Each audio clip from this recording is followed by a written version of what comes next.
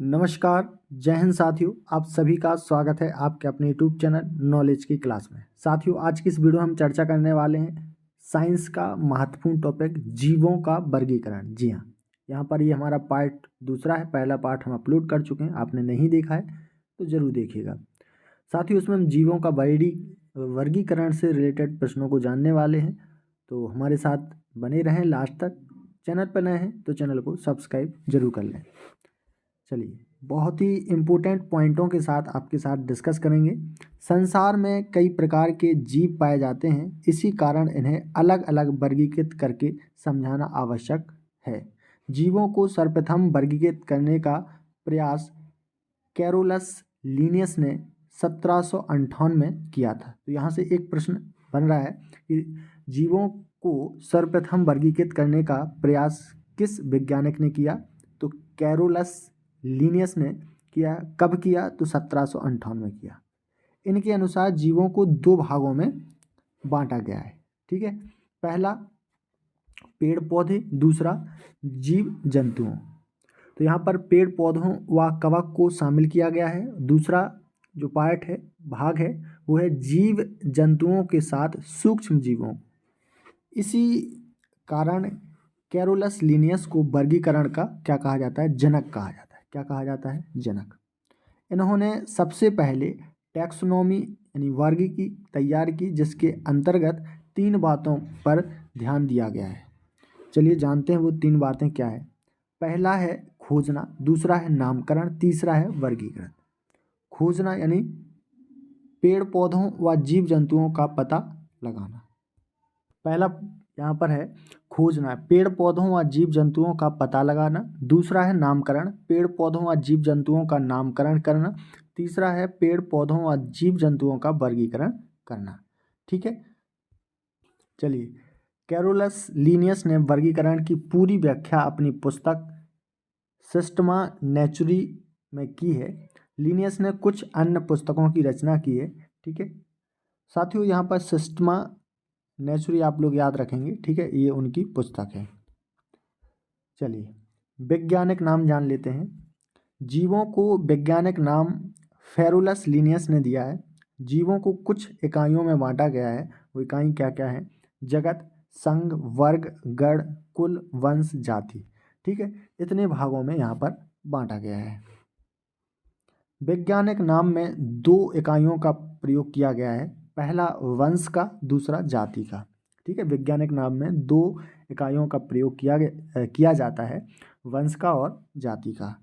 द्विनाम पद्धति, जी हाँ, द्विनाम पद्धति।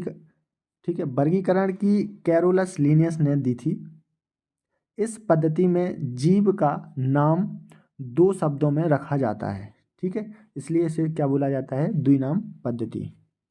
पहला शब्द वंश व दूसरा शब्द जाति का बतलाता है। ठीक है, पहला शब्द किसका बताता है? वंश का, और दूसरा किसका बताता है? जाति का। मनुष्य का जैसे वैज्ञानिक नाम है होमो सिपियंस। ठीक है, क्या है? होमो सिपियंस मनुष्य का वैज्ञानिक नाम है। वैज्ञानिक नाम, किसी भी जीव का वैज्ञानिक नाम कुछ बिंदुओं में पूरा होता है। ठीक है, वैज्ञानिक नाम 2 शब्दों का होना चाहिए, जिसमें पहला वंश और दूसरा जाति को प्रदर्शित करता हो। इसमें पहला अक्षर कैपिटल और दूसरा अक्षर स्मॉल होना भी ज़रूरी है। इसमें हमेशा अंडरलाइन का प्रयोग होना चाहिए। ठीक है, किसका? अंडरलाइन का। इसमें या वैज्ञानिक नाम में ग्रीक व लैटिन भाषा का प्रयोग होना चाहिए। वैज्ञानिक नाम इटालिक फॉन्ट में होना चाहिए। ये सारे पॉइंट्स हैं जो वैज्ञानिक नाम में होने चाहिए। चलिए, कुछ प्रमुख वैज्ञानिक नाम जान लेते हैं। जैसे गाय का क्या होता है? Bos indicus. तेंदुए का क्या होता है? पैंथरा पडिश। कोबरा नाजा हन्ना। शेर का होता है पैंथरा टाइग्रिस। ठीक है, आम का होता है मैगी फेरा इंडिका। ये एग्जाम में कई बार पूछ लिया गया है।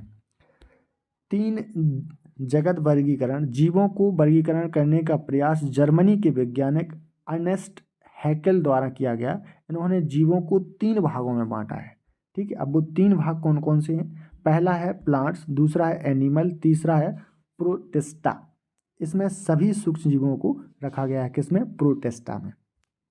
चलिए नेक्स्ट है पांच जगत वर्गीकरण। पांच जगत वर्गीकरण का सिद्धांत वी टेकर द्वारा दिया गया है। इन्होंने समस्त जीवों को पांच भागों में बांटा है। अब वो पांच भाग कौन कौन से हैं, चलिए जानते हैं। पहला है जगत मोनेरा, जगत प्रोटिस्टा, जगत पादप, जगत कवक और जगत जंतु। जगत पादप में पेड़ पौधों को यहाँ पर बांटा गया है। पहला है जगत मोनेरा। पृथ्वी पर पाए जाने वाले छोटे जीवों को इस वर्ग में शामिल किया गया है। ये एक कोशीय जीव होते हैं, ये प्रोकैरियोटिक जीव हैं, ठीक है। तीसरा है इन जीवों में स्वचलन की प्रक्रिया नहीं होती है।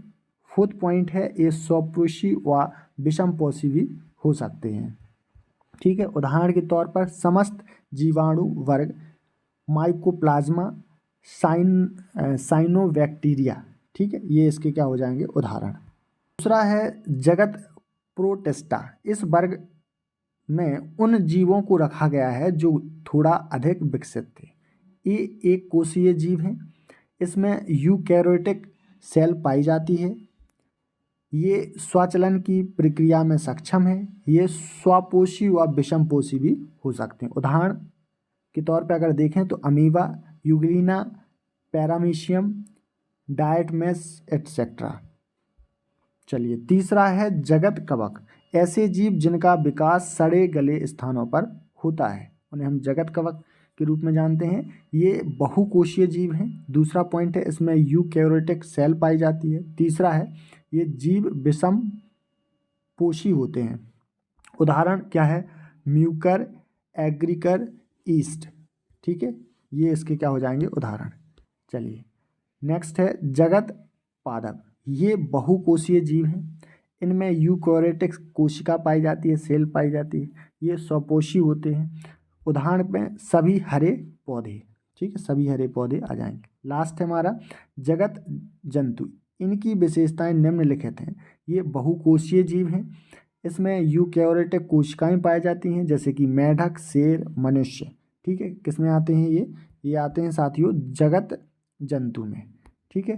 तो ये यहाँ पर हमने बहुत ही महत्वपूर्ण टॉपिक देखे और इससे रिलेटेड प्रश्न आपको एग्जाम में देखने को मिलेंगे, तो आप लोग इसे ज़रूर अच्छे से पढ़ के जाएं, नोट्स बना लें, ठीक है। मिलते हैं नए पार्ट्स के साथ, तब तक के लिए नमस्कार, जय हिंद।